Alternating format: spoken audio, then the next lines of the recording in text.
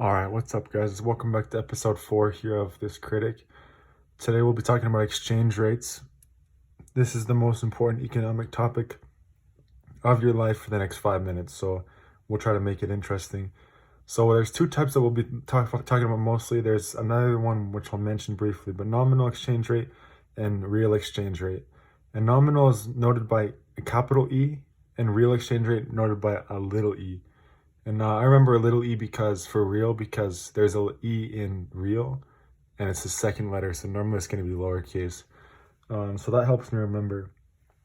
And then nominal is the price of one country's currency in terms of another country's currency. So, like for example, $5 is equal to 7.5 Canadian dollars, as an example, not a real life currency exchange.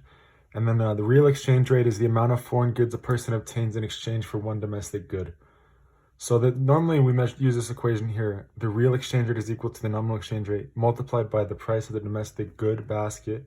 So we can use like CPI or the price of the hamburger or whatever, divided by the price of the foreign good. And so that's important for us to remember. And we also have to make mention that the real exchange rate is more advantageous, and I will show you why in the next picture. All right, so in previous videos, we introduced Gainerville as a fictitious city for our examples.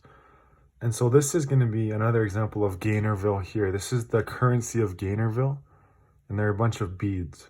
And these beads are what they use to trade. They hold their value. This is the Bank of Canada. This is Canada and the Bank of Canada and their Federal Reserve, which is $13.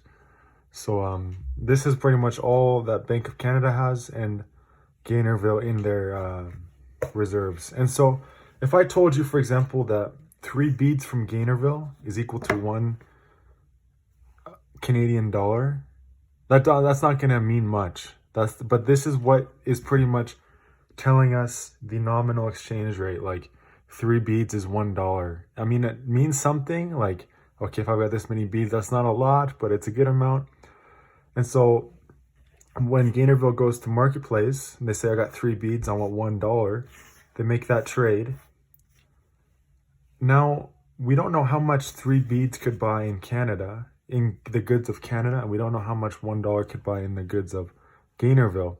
And so that's why it's important we use real exchange rate, which says, oh, hey, if you have $3, 3 beads, and $1, you could buy a Big Mac in Gainerville with $1, but you could also buy 2.5 Big Macs in Canada with 3 beads. And so that's why it's important we use real exchange rate, is it gives us an idea better in our heads of the understanding of the quantity of goods we could buy with the money in each respective country. And so that's why the banks take their money to Marketplace, and it's traded nominally, but they use real interest rate to kind of quantify the value they're getting.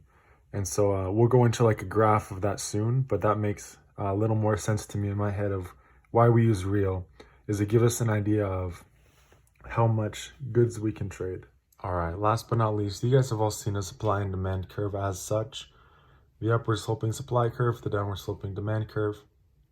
This is the supply of the Canadian dollar, the demand of the Canadian dollar, and this is the exchange rate nominally. And so it's the price of the other currency, and this is the quantity of Canadian dollars. So simply, I don't want to overcomplicate things. The rule is simple, and it's stated in the textbook. It says, anything that makes Canadian goods, services, or assets more attractive relative to foreign ones, shift the demand curve. The demand curve is shifting to the right. That's right. Right. And the supply curve to the left. So the supply curve then goes to the left. And as you can see, there was a jump of the equilibrium. So it went up. So the exchange rate went up. And so there are 3 important factors. One is the ratio of Canadian to foreign prices. Second is the difference between domestic and foreign interest rates, also called the interest rate spread. And third is a shift in demand towards Canadian goods and services.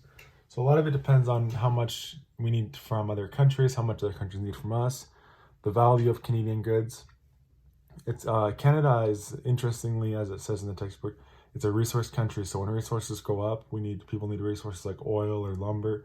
Canada as well, and it sometimes goes down during economic hard times when not so much can be exported because of fiscal policies, savings, things like that. So anyway, this is just a neat way to explain it. I hope this kind of makes sense and you understand more interest rates. This is anyway, that concludes the video. I hope you enjoyed. I hope you learned something and noted it down. So thanks for watching.